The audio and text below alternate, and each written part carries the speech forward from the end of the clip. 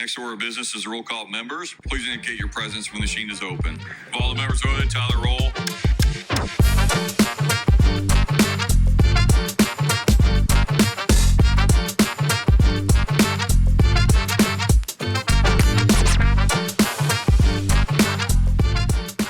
It's Sessions, and it's season 2. You can't believe it. I certainly can't believe it. Like Al Pacino in The Godfather, every time I thought I was getting out, they pulled me back in. Thousands of listeners. I mean, it was really just extraordinary. Thank you for being a part of the show last season. But I thought if we're going to do a second season, we got to kick it up a notch. And so that's why you're seeing a little bit more something going on. But also, maybe a co-host, because one of the pieces of feedback that I consistently got was that my voice was particularly jarring to listeners and that the guests were really what they were interested in. So I reached out to one of the most universally well-loved members of the legislature, someone who's hyper-effective, arguably the best-dressed member of the legislature. But Sheila Klinker said no. She was unavailable to join the podcast. So instead, we have, I'm going to read this, Earl Harris Jr. as our co-host this year, and I'm really, really excited about it.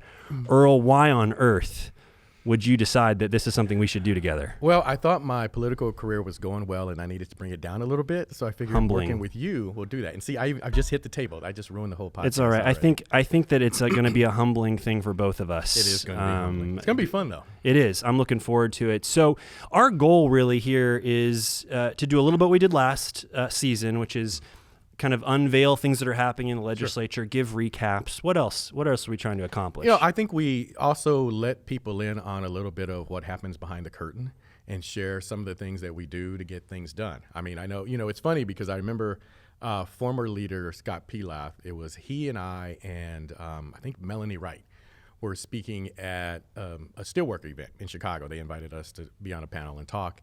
And I remember he had up a sheet of paper, and it was here's how a bill becomes a law. And basically his message was, this is what you see officially, but there's a whole bunch of stuff that happens in there. So I think that's also something we can do is kind of give people an insight on what happens for legislation. And then also, hopefully, because I think you and I have some personality, maybe have some fun with this and show that there is a fun side to the legislature. We're not just all stuffy and stiff and, I'm wearing a tie, so I guess I'm the stiffy guy. There are some that are those things. Yes. And we'll name them now. I'm just kidding. So another thing, too, is, one of the things people reached out with last season was that they really enjoyed getting to know members, right? That, you see members in terms of what's on the floor or maybe the mail you get in the mailbox or what they're posting. But this was sort of unfiltered, right? It's a conversation about what's going on, about what people believe in and care about and how they operate within a very unique job. I mean, the legislature is a place unlike any other. And I think that's a pretty cool thing as well. So we'll have some guests on, maybe some folks that we saw last season, also some folks that we haven't had on yet, right? So anything else you're looking forward to? Well, I'm also looking forward to, we're bringing, and I say we as if I was part of last season's production, but you were. I mean, you're one of the best episodes, at least in the top 16. I think I'm just going to move forward to where I was going. Oh, there were 16 episodes. There were 16 episodes. Sorry, I knew where that was going now. Yeah. I think this year, the fact that there's video added will add to it. You get to see people and see what they look like, see how we act, see all those things that you don't get in an audio-only podcast. So I'm looking forward to that part. And I think people are going to see that either one of two ways, right? One, as an extraordinary way to change the medium and put more eyeballs on important issues. Or they're going to see it, as Taylor Swift says, narcissism disguised as altruism, which I think we're comfortable with either outcome. We are. Okay. Love Taylor, but we're going to try to go with the first one. Okay, good. Good deal. Maybe we get Travis Kelce on the show, and then Taylor will be in the audience clapping or something. The invitation's out there now. We'll see. Mr. Kelce, we want to talk to you about what it's like to revolutionize your brand. Oh, yeah, and that Super Bowl thing, don't worry about that. Yeah. Oh, yeah, that's important, too. Yeah, so we have more important things to do. Let's kick off. We are first week of session. This is a time defined by a lot of things happening and nothing happening at all. Explain first week of session to folks. Well, I mean, excuse me, sorry. It really is that. In first week of session, there's not necessarily a lot of action going on. We will have a couple of things that will happen. in reference to the state of the state by the governor and state of judiciary by Chief Justice Rush. Those will happen.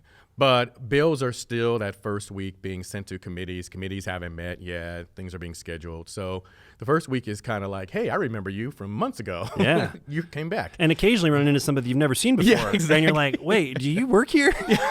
And, oh, you're a member. Are you staff, an intern, or a member? Yeah, we've got some new members. So, yeah. It's been interesting because we've had, not really on our side, on the Democrat side, but on the Republican side, there's been a transition of, I forget how many members that have said, yeah, I'm not coming back, I'm retiring, or I'm leaving, or going to do whatever. So it is going to be interesting to have some new faces. We had some new faces already in the 2023 session, and we'll have some new faces again in the 2024 session. So looking forward to those type of things. Also remembering, where our seats are and all that stuff is always good. Yeah.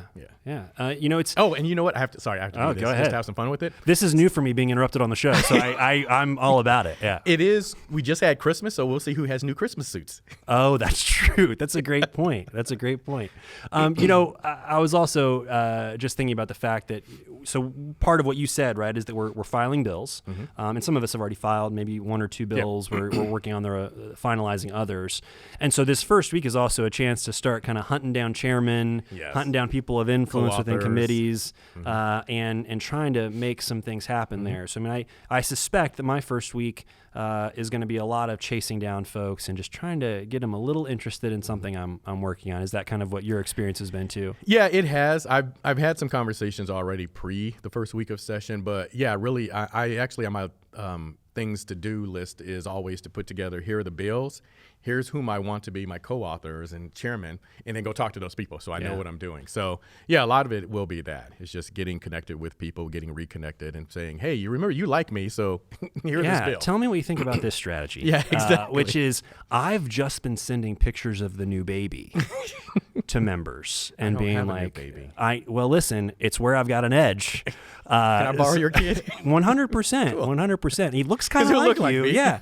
So I think it's interesting. I joke in part. I am sending those pictures, but it is also like kind of humanizing each other. Yeah. And because you got to remember, we go 3 to 4 months together in the building where you can build some camaraderie and some kind of mutual respect and try to get things done. And then you go back, and then politics is what it is, right? And so a lot of the kind of storm starts brewing, especially coming into an election year, and you kind of got to get back in there and be like, okay, we're more than what's in the national news in terms of the two parties. And so that kind of human element, the friendships, legitimate, genuine friendships are an important part of getting stuff done. I think one of the things that if someone were to come, because people can come obviously to the State House and see session, it's the people's house. If you come and see before session starts, it's not as if all the Democrats over here talking, all the Republicans over here talking, there's no mixing. There's constant mixing. People are talking to each other on both sides of the line or across the line, because you really need to have that. And especially us as Democrats, since our numbers are a little minimal, we have to have those type of relationships in place with Republicans to get things done. And that's not that we don't disagree vehemently. I think, but there's a way to do it, I think. And you've perfected this, right? You're the winner of the Civility Award, right? Yeah, I don't know how that happened. Yeah, I do. I think you're damn likable. Oh, well, thank you. Most of the time. So, but no, there is Only like most? part of that is important, right? And you can disagree vehemently without acting from a place of hatred. Twitter politics is not real life. No. And so what happens on the floor can often be very different. I've used this phrase for years, and I say some people are Facebook brave. So it's easy to sit at home in your mom's basement and type away, but you're not actually doing anything productive and real like we are. Yeah. And there's also something my father used to say, which is no permanent enemies, no permanent friends. Yeah. So on one piece of legislation, you're wrong. And then we can go to another committee and dude, let's work on this together. Yeah. So that's something that happens literally as Republicans, and then obviously Republicans and Democrats on both sides. So that's something that we have to keep in mind is, we're not hopefully creating enemies. We're all going to like each other when the session ends. Let's talk about what we can expect from this legislative session. The speaker, in his remarks, which is often a pretty good indication of what the Republican agenda's priority is going to be, said that this is kind of going to be a nothing burger. I mean, generally, he suggested that they're not going to be focusing on anything kind of controversial, any kind of red meat. That it's really going to be about implementation, which I thought was the executive branch's job. Yeah. Going to be about implementation of the things that we've already worked on, making sure that those things are going well. I assume he means, historic expansion of voucher programs to some of the most wealthy families in the state, all of that. But the big idea being, this is not going to be a session that's going to make a lot of headlines. What is your take on that? I like Speaker Houston, but I think it's already been laid out there that the third grade reading thing is going to suck up a lot of oxygen. There's already jockeying conversations had. I haven't seen a piece of legislation that 100% locks it in, but there's the fear that it will be about retention, not getting students not literacy up to where they should be. Yeah. And I want to say, I believe the number is something like projected 80,000 students will be affected at a cost of $105 million. Now, to me, instead of putting that money into, well, we're going to hose you back and this is what it's going to cost us, why don't we put that money into things like tutoring, summer school? I think Tennessee, as I've been told and did a little looking into, Tennessee thought about going the retention route and decided instead to focus on summer school and tutoring to get students up to where they need to be. And you're going to create a whole bunch of other issues, I think, if we retain that many students. You get into the student self-esteem issues. You get into potential bullying issues because at that age, kids are growing so fast. Now, I'm the big kid in class.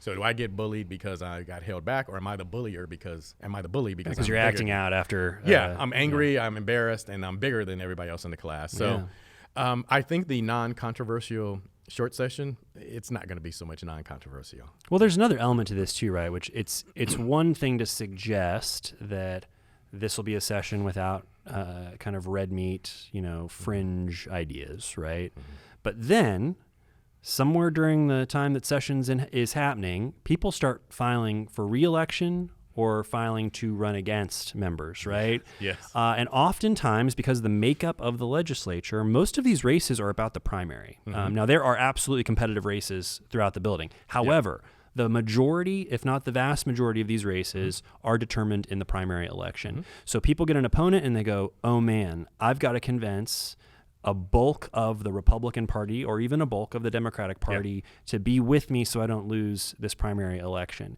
That can definitely and dramatically impact what kind of amendments get filed, what kind of press conferences are happening. Do you think that's a possibility too, that we might see elections and campaigns start to influence how people are behaving on the floor in this, restrained supermajority session? Exactly. Definitely. People are going to be impacted by what do they think they need to do to get reelected and beat this person that's going to run against them. So I agree with you. I think it's going to be a point where we're going to hit that point, like you said, and then we're going to see where people go.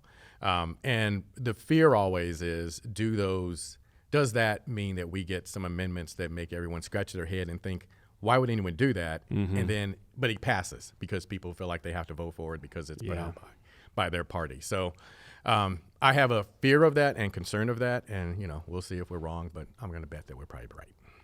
We talked about how this is a time when we're filing bills. We're kind of establishing our priorities. What are you working on this year for the 2024 Indiana General Assembly legislative session? Do I have to speak like an adult now? Yeah, you have to actually say that every time you talk about it. The 2024 Indiana General Assembly legislative session. Like that. Yeah, it's a great move. Thank you. So I'll talk about a few things I'm doing. I always do, because I worked in public education for a long time, I always do some things related to education. Coming off of the 2023 session, the 21st Century Scholars Bill, making that automatic enrollment, which means thousands of more students will be able to go to college that would miss out on those funds, because I'm a big believer in that we need to do whatever we can to help people that want to continue their education. So one of the bills I have has to do with in-state tuition for undocumented. I've been working on this for a while. There is more movement now on the Republican side for this. In fact, Representative Kirikoff and I had a conversation a month or so ago, and he's going to file. My point is, let's both file it. Whichever one gets heard, I don't care. Yeah, let's just get it done. And let's be each other's co-authors. Can I just really quickly say that that's actually one of the things that sets really great legislators, especially in the superminority, apart from not great legislators, right? And that's the idea that, you can get a lot done in the legislature, even in the superminority. You might not always get credit for all the work you did, which is kind of antithetical to how politicians sometimes operate, where it's like, I need credit. It needs to be known that this was my thing. But a lot of times it is, can you get this thing moving even if your fingerprints aren't quite as visible? I just want to say, and you, again, another thing that you're excellent at. Well, it's a little bit of that behind the curtain stuff that we talked about. That's right. But we had conversation, and he told me about some of the other Republican representatives that are in support of that. So hopefully we can get that moving. I'll tell you one thing I'm also working on, and I actually had a meeting in December with Chairman Thompson. So I'm on Ways and Means. Chairman Thompson is the chair of that. And I filed a version of this bill in the 23 session and modified it and met with him to talk about a new one. We have a shortage of doctors, not just here in Indiana, but everywhere. And so the bill is, the short version of it is, what it's focused on is bringing in doctors by paying off their medical school loans. So $205,000 is about average. So it's $200,000. You commit to 10 years. It's prorated. So if you get some big offer somewhere, so if you stay 5 years, you get $100,000. Notice I did the easy math on that. Yeah, good job. Yeah, thank you.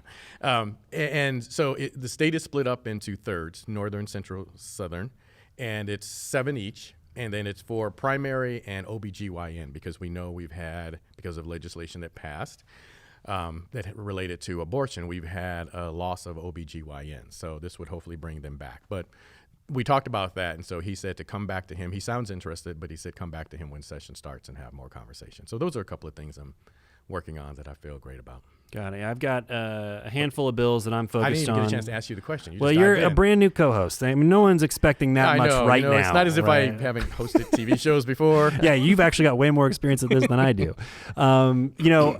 There's never been a more dangerous time to be a pedestrian or a cyclist, not only in the state of Indiana, but around the country. We're seeing statistics that are just mind-blowingly terrifying on the number of pedestrians being hit and killed. I see it. I live downtown Indianapolis, right? And you walk in that crosswalk, and if you are not just vigilant, you are getting into near hits nearly all the time. And so I've got a bill focused on using technology to help enforce against reckless driving, because a lot of this is distracted or reckless driving, where folks are not paying attention. They're on their phone or they're speeding. And quite frankly, I think most communities, not just Indianapolis, do not have the resources to adequately enforce traffic violations. Got other things they're worried about. So automated traffic enforcement would utilize cameras. My bill is focused on school zones. In particular, we've had some pretty high profile and horrible accidents, including the death of a child in my district in a school zone.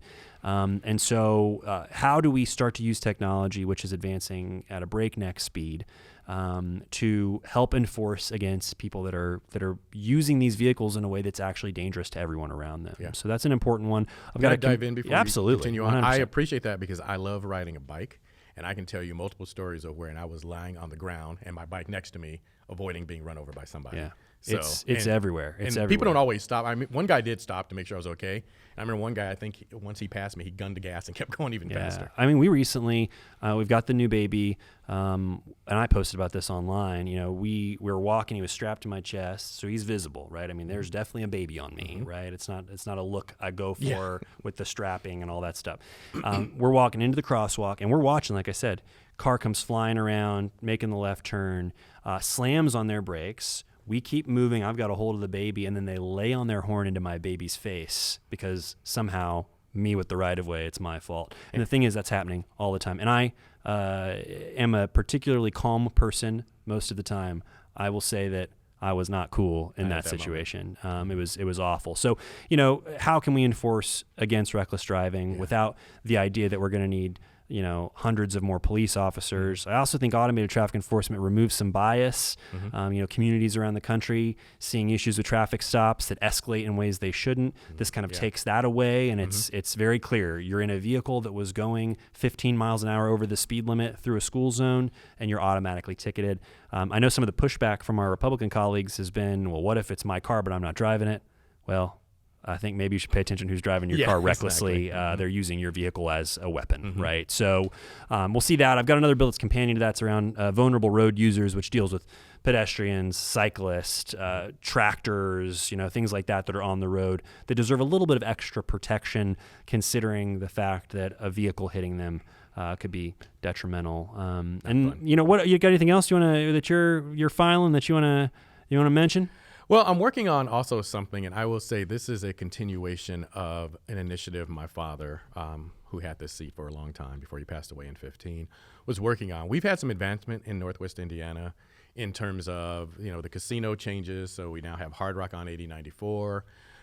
We have, really the area is growing in terms of what's happening there and the interest. The double tracking, obviously, what's going on with that, which we did years ago. I was just up in Miller, a new train station. Yes, that's all looking extraordinary. Looks great. There, yeah. So, and just so for people that don't live in Northwest Indiana, because for some reason in Indianapolis at the State House, people don't know that we have beaches, and you know this. Yeah. East Chicago, my home city, Gary, Hammond, the other two cities I represent, even Whiting. Yeah.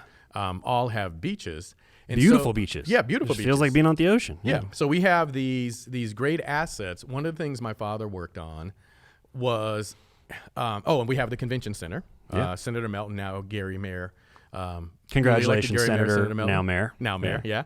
The convention center.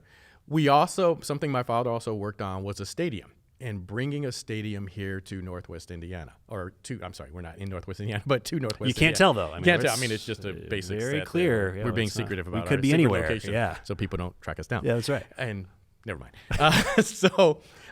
It is a convention center. When you look at our proximity to Chicago, people want to be in Chicago. Sometimes the finances don't work out. Well, guess what? Have a convention in Northwest Indiana. You still are close to Chicago, whether you jump on the train or jump in the car and go. So it's that. We also just in the general area don't have anything. People have to go to Indianapolis. You can go to South Bend. But the fact of Chicago being there, and then obviously the assets we have in Northwest Indiana, again, the beach, and it's not just Hard Rock. We have other casinos there. We have nice restaurants. We have Ameristar in East Chicago. Horseshoe in Hammond, there are shows there. I just saw Morris Day in the Time and Sheila E. Hey, nice. At Horseshoe. I had a lot of fun at there that. There you go. So we have great attractions. Let's just add to that and continue the building up of that. So that's another piece of legislation I'm filing. I want to say about one more of mine, too. We've got, I think, a kind of growing concern around the presence of deep fakes and the use of artificial intelligence in video that I think are going to play an outsized role in elections. Mm-hmm. And so my bill's focused on campaigns and elections. But I mean, maybe you've seen these, right? You're scrolling through Facebook, and it started out you'd see maybe one of your friends had put their face on Bruce Willis in Die Hard, right? And it looked really good. Mm-hmm. It looked fairly real. Mm-hmm. You knew obviously that your friend wasn't at Yakatomi Tower, but still the video is interesting, right? And it was just an app, right? Yeah. It was an app. You just load up your photo and it can do it. Maybe you've seen the photos where they're pictures. They can make them sing and dance. Yeah. More nefariously, though, now the technology is to a place where even a layman, right, someone who doesn't have a bunch of experience, could take pictures of someone and put them into circumstances, including fully generated videos that aren't like no actors in it, just fully generated, and use those. In fact, if you scroll through Facebook or Twitter, any X, whatever, social media channels, you may be seeing photos of celebrities. I mean, these are popping up a lot. They're photos of celebrities, groups of celebrities together that are all AI photos. Yeah. They're not real at all. Mm-hmm. So if you can imagine in an election what could happen there. And I think actually there was a really high profile example. I think Ron DeSantis put out a video of Donald Trump kissing all over Fauci's face and whatnot. It was an AI video. Yeah. It was not real. It didn't happen. My bill puts some parameters in there to address that, to create an injunction opportunity if something is posted, and also requires disclaimers, right? So you can't obviously fully control what people put out, but you can make them say, this is manipulated media. This is a deep fake video. This didn't actually happen. And I think that's something that Republicans should be on board with because it can happen to them just as easily as it can happen to us. Which party you're with. And I think one of my strategies is actually to make some of these, right? Like just to make a couple deep fakes and show them like how easy it is. There's even technology now to clone voices, right? Like you can literally clone a voice and make a phone call and just type in what you want to say, and people wouldn't know. And so if nothing else, I hope if you're hearing this and you're like, okay, well, that's a good bill, like, please reach out to Republican legislators, let them know that this is something you care about.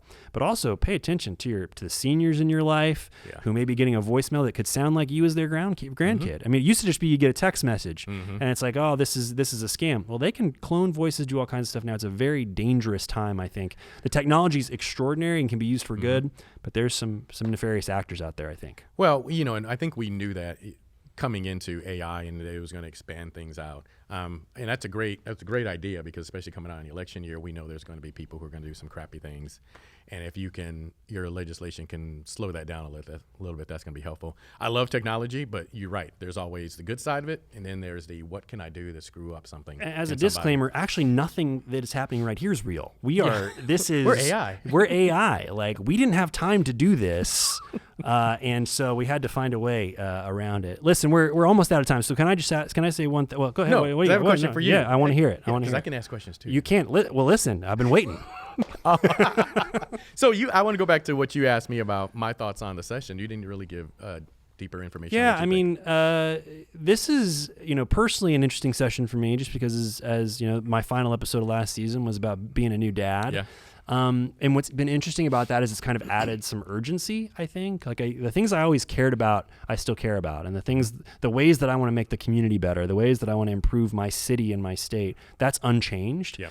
But now there's just kind of this extra layer of color, right? It's like it went from a black and white movie to a fully color movie. Transition happened. And it's this other overarching consideration now, like, what are we doing so that my son wants to stay in Indiana, right? Like, and I think that's an important thing. It's, what are we doing so that my son has the best education possible? What are we doing so that my son can find a job in a field that he's passionate and excited about, that he's going to make a living wage? Like, all these things now aren't just about the abstract and like the folks that I'm meeting, day to day, but it's also now about this person that has an outsized role in my life. So you made this person session, and you want the world to be better. I mean, session is going to feel a little different, knowing that every decision I make has a direct impact on him for not just, the next 2 years for me, the next year in office, whenever I'm honored to serve, but it's like for his entire lifetime, right? And I think that's going to be something else. And I'm also looking forward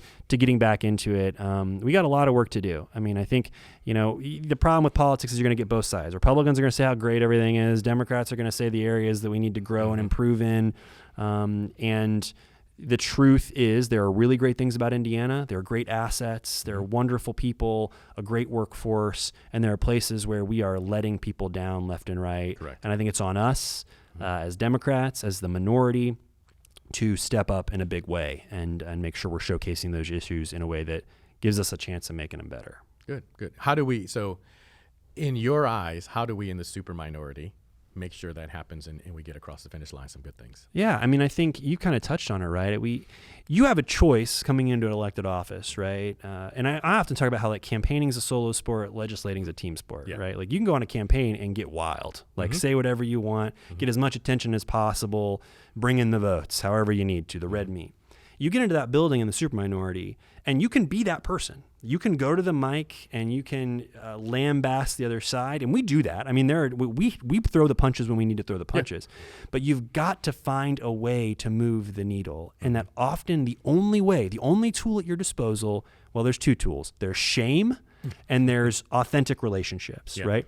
There are times when you can get to that microphone and shame the other side into doing the right thing. If your argument's strong, if the facts are behind you, it happens, right? Bills get beaten in committee or on the floor because of shame, right? But the other way is authentic relationships. And it's finding the areas of commonality that you can, even if they are very few, and seeing how you can move the needle on one thing or another. And it happens all the time. It happens in a committee amendment that no one ever sees. It happens in a last-minute deal on a conference committee. Democrats are getting things done in a big, powerful, impactful way. You just may not see it on the evening news. And I think we've got to be the ones that are willing to not get the accolades, but know that we accomplished something for the people we serve. Yeah, and it really does. So when I ran the first time, because of my background of my parents being in this role before, and then I at that point or previously lived in Indianapolis and knew a lot of people already. What I said was relationships equal resources. And that's really, as you said, that word relationships is so huge at the State House. You know, you have it. You can go in there with different attitudes. You can just be a bomb thrower and say, all of you are evil, horrible people. Are you going to get anything done if you say that? So I think you have to, yes, point out some bad things that happen, but you can't make it 100% of your platform is just to throw bombs. You actually have to find those equal parts there where you can work together 100%. with people. Yeah, I mean, so this is going to be, it's going to be an interesting short session. I'm not sure, as the speaker said, that it's going to be non-controversial. There's some other things we didn't even get into that I think are going to pop up. I think there'll be more time in the future. Yeah. This is not a one and done? No. I mean, it depends on how much the AI technology advances. Exactly. How much we can put out. Well, and so to kind of transition into, as we bring this to a close here, one of the things I'm looking forward to that's going to be fun about this is upcoming shows will not just be Representative Johnson, Representative Harris. We're going to have other guests here. So it's going to be an opportunity to talk to some of the other people that serve with us and see what they're working on and also see their methodology to how they get done what they get done. So I'm looking forward to that part as well. Absolutely. So, okay, we're going to do this thing together. What are you looking forward to? What's the last kind of closing thoughts? This podcast, this video podcast now with a little bit of extra flair and pizzazz. Yes. What are you hoping we can accomplish? What I'm hoping we can accomplish is we get information out there. And, you know, part of what I think because both of us are Democrats, and you and I have had this conversation, I don't know if we as Democrats, or not, I don't know, I'm confident that we as Democrats don't always message as well as Republicans do. So I think to some degree this is going to be a great messaging tool for us to get more information out there about what Democrats are doing and successes we have. So I think that's going to be a big part of it. You know, I think when we look at some of the interviews or the interviews we're going to be doing with other members is learning actually more about them. I'm actually looking forward to that because I don't know, you know, you had obviously the first session or first season of this, but for me, this is going to be a little bit new and being able to dive into some other information about some of the other members to see what they're about and what they like or dislike and just learn more about them.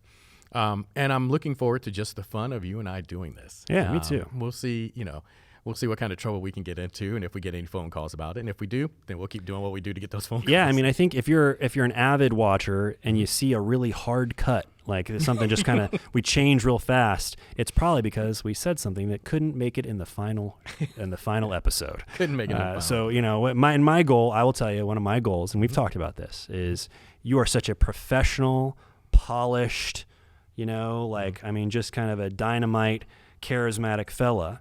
And my goal is to make you break as many times as possible throughout this session and throughout this show, because one of the best things about Earl Harris is your laugh. One of the best things about you. Why, thank you. Okay, well, listen, I think this has been a great start. We look forward to being back on throughout the course of the entire session, sharing updates, sharing members, helping you kind of get a behind-the-scenes look and also learning more about the issues that are facing Hoosiers every day. So tune in. We'll be back. Earl, can't wait. I know. Looking forward to it and seeing what kind of trouble we can get into while also sharing what we do and getting some more people engaged in the process. That's a wrap.